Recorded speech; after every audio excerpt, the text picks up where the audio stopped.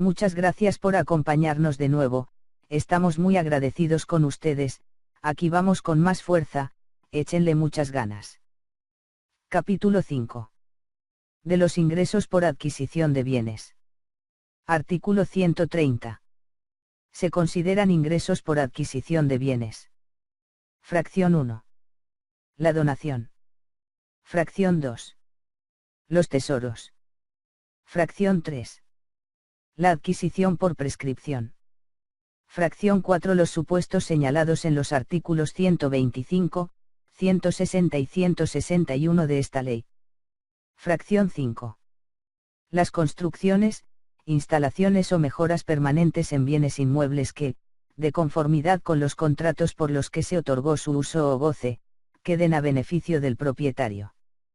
El ingreso se entenderá que se obtiene al término del contrato y en el monto que a esa fecha tengan las inversiones conforme al avalúo que practique persona autorizada por las autoridades fiscales. Tratándose de las fracciones I a 3 de este artículo, el ingreso será igual al valor de avalúo practicado por persona autorizada por las autoridades fiscales. En el supuesto señalado en la fracción 4 de este mismo artículo, se considerará ingreso el total de la diferencia mencionada en el artículo 125 de la presente ley. Artículo 131. Las personas físicas que obtengan ingresos por adquisición de bienes, podrán efectuar, para el cálculo del impuesto anual, las siguientes deducciones. Fracción 1. Las contribuciones locales y federales, con excepción del impuesto sobre la renta, así como los gastos notariales efectuados con motivo de la adquisición. Fracción 2. Los demás gastos efectuados con motivo de juicios en los que se reconozca el derecho a adquirir. Fracción 3. Los pagos efectuados con motivo del avalúo. Fracción 4. Las comisiones y mediaciones pagadas por el adquirente. Artículo 132. Los contribuyentes que obtengan ingresos de los señalados en este capítulo, cubrirán, como pago provisional a cuenta del impuesto anual, el monto que resulte de aplicar la tasa del 20% sobre el ingreso percibido, sin deducción alguna. El pago provisional se hará mediante declaración que presentarán ante las oficinas autorizadas dentro de los 15 días siguientes a la obtención del ingreso. Tratándose del supuesto a que se refiere la fracción 4 del artículo 130 de esta ley, el plazo se contará a partir de la notificación que efectúen las autoridades fiscales. En operaciones consignadas en escritura pública en las que el valor del bien de que se trate se determine mediante avalúo, el pago provisional se hará mediante declaración que se presentará dentro de los 15 días siguientes a la fecha en que se firme la escritura o minuta. Los notarios, corredores, jueces y demás fedatarios, que por disposición legal tengan funciones notariales, calcularán el impuesto bajo su responsabilidad y lo enterarán mediante la citada declaración en las oficinas autorizadas y deberán expedir comprobante fiscal, en el que conste el monto de la operación, así como el impuesto retenido que fue enterado. Dichos fedatarios, dentro de los 15 días siguientes a aquel en que se firme la escritura o minuta a más tardar el día 15 de febrero de cada año, deberán presentar ante las oficinas autorizadas, la información que al efecto establezca el Código Fiscal de la Federación respecto de las operaciones realizadas en el ejercicio inmediato anterior.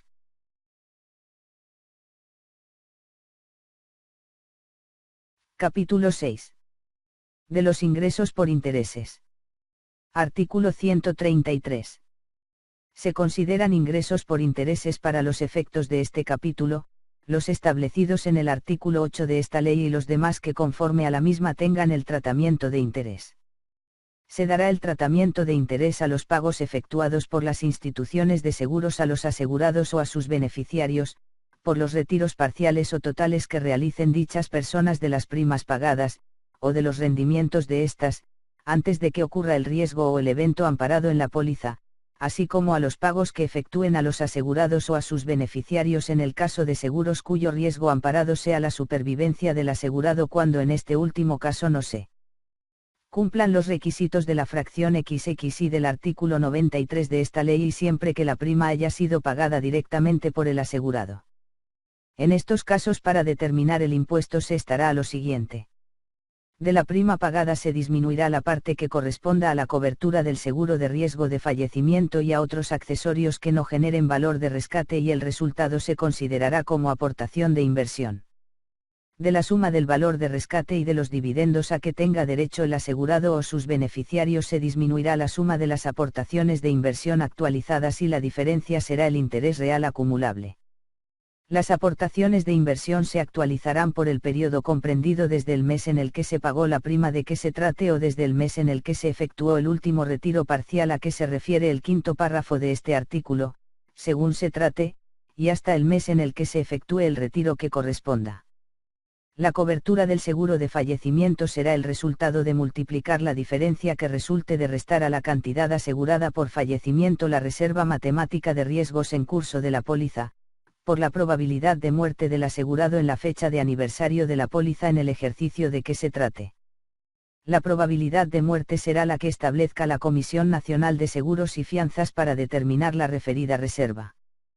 Cuando se paguen retiros parciales antes de la cancelación de la póliza, se considerará que el monto que se retira incluye aportaciones de inversión e intereses reales. Para estos efectos se estará a lo siguiente. Fracción 1. El retiro parcial se dividirá entre la suma del valor de rescate y de los dividendos a que tenga derecho el asegurado a la fecha del retiro. Fracción 2. El interés real se determinará multiplicando el resultado obtenido conforme a la fracción y de este artículo, por el monto de los intereses reales determinados a esa misma fecha conforme al tercer párrafo de este artículo. Fracción 3. Para determinar el monto de la aportación de inversión que se retira, se multiplicará el resultado obtenido conforme a la fracción y, por la suma de las aportaciones de inversión actualizadas determinadas a la fecha del retiro, conforme al tercer párrafo de este artículo. El monto de las aportaciones de inversión actualizadas que se retiren conforme a este párrafo se disminuirá del monto de la suma de las aportaciones de inversión actualizadas que se determine conforme al tercer párrafo de este artículo. El contribuyente deberá pagar el impuesto sobre el interés real aplicando la tasa de impuesto promedio que le correspondió al mismo en los ejercicios inmediatos anteriores en los que haya pagado este impuesto a aquel en el que se efectúe el cálculo, sin que estos excedan de 5. Para determinar la tasa de impuesto promedio a que se refiere este párrafo, se sumarán los resultados expresados en % que se obtengan de dividir el impuesto determinado en cada ejercicio entre el ingreso gravable del mismo ejercicio, de los ejercicios anteriores de que se trate en los que se haya pagado el impuesto y el resultado se dividirá entre el mismo número de ejercicios considerados, sin que excedan de 5. El impuesto que resulte conforme a este párrafo se sumará al impuesto que corresponda al ejercicio que se trate y se pagará conjuntamente con este último.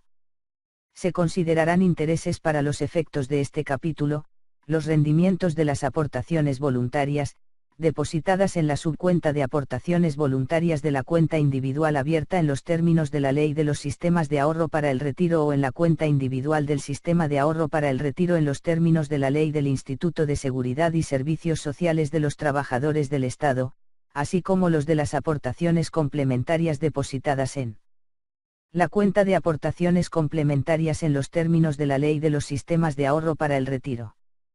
Para los efectos del párrafo anterior, se determinará el interés real acumulable disminuyendo del ingreso obtenido por el retiro efectuado el monto actualizado de la aportación. La aportación a que se refiere este párrafo se actualizará por el periodo comprendido desde el mes en el que se efectuó dicha aportación y hasta el mes en el que se efectúe el retiro de que se trate. Artículo 134. Las personas físicas deberán acumular a sus demás ingresos los intereses reales percibidos en el ejercicio.